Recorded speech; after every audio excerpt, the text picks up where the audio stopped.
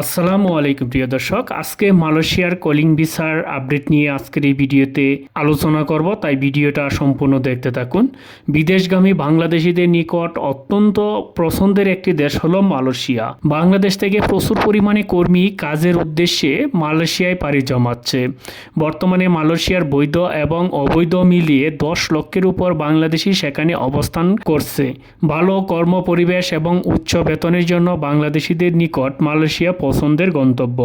তবে সাম্প্রতিক বছরগুলোতে ভিসা জটিলতার কারণে অনেকের ইচ্ছে থাকলেও মালয়েশিয়া যেতে পারছেন না। অনেকে আবার দালাল কিংবা এজেন্সিকে পাসপোর্ট টাকা জমা দিয়ে অনিশ্চয়তার মধ্যে দিন পার করছেন, যে কারণে আজকের দিনে মালয়েশিয়া যেতে ইচ্ছুক ব্যক্তিদের একটি কমন আগ্রহের বিষয় হলো মালয়েশিয়া কলিং ভিসা বন্ধ না খোলা তা কভার। এখানে আমরা মূলত এই বিষয়টি কভার করার চেষ্টা করব, তাই ভিডিওটি সম্পূর্ণ কন্টিনিউ করুন। মালয়েশিয়া কলিং ভিসার যে আপডেট খবর কি সেটা নিয়ে আলোচনা করছি।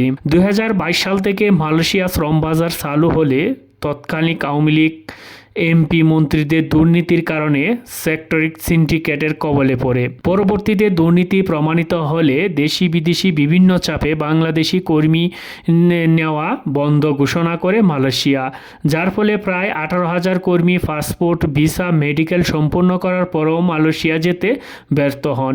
তখন থেকে মূলত শুরু হয় মালয়েশিয়ার ভিসা সংকট।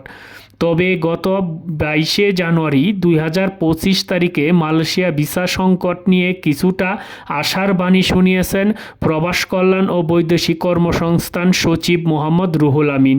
তিনি বলেন, মালয়েশিয়ায় বাংলাদেশি হাইকমিশনের কারিগরি কমিটির সাথে মালয়েশিয়ায় স্বরাষ্ট্র মন্ত্রণালয়ের কারিগরি কমিটির 2 দফা বৈঠক হয়েছে, যেখানে মালয়েশিয়া কর্মী নেওয়ার ক্ষেত্রে ইতিবাচক ইঙ্গিত দিতে।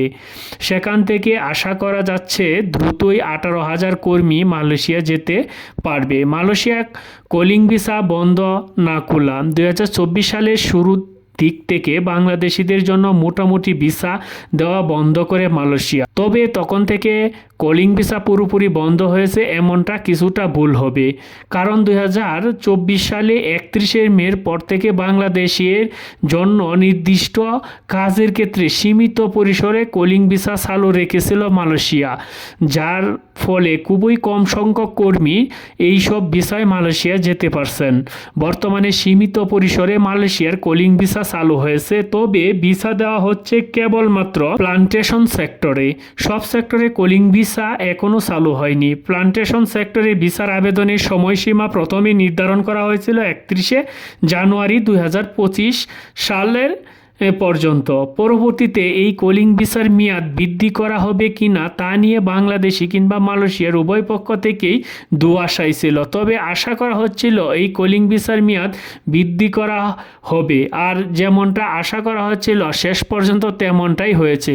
অর্থাৎ মালয়েশিয়ার কলিং ভিসার মেয়াদ বৃদ্ধি করা হয়েছে এবং নতুন করে কলিং ভিসার মেয়াদ বৃদ্ধি করে 31 মার্চ পর্যন্ত করা হয়েছে। সে কারণে অতি দ্রুত সকল সেক্টরের কলিং ভিসা পুনরায় চালু হবে বলেই ধারণা করা হচ্ছে।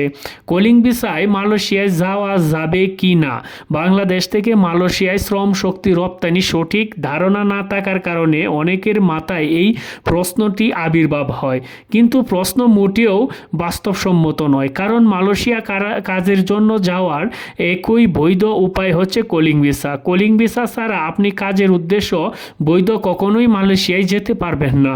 মালয়েশিয়ায় অবস্থিত কোম্পানিগুলোতে যখন লোকবলের প্রয়োজন হয় তখন কোম্পানিগুলো সাধারণত তাদের লোকবলের চাহিদার কথা উল্লেখ করে মালয়েশিয়া সরকারের নিকট চাহিদাপত্র প্রেরণ করে। পরবর্তীতে প্রতিষ্ঠানগুলোর চাহিদাপত্রের ভিত্তিতেই মালয়েশিয়া শ্রম মন্ত্রণালয় বিদেশি কর্মীদের জন্য ভিসা ইস্যু করা শুরু করে।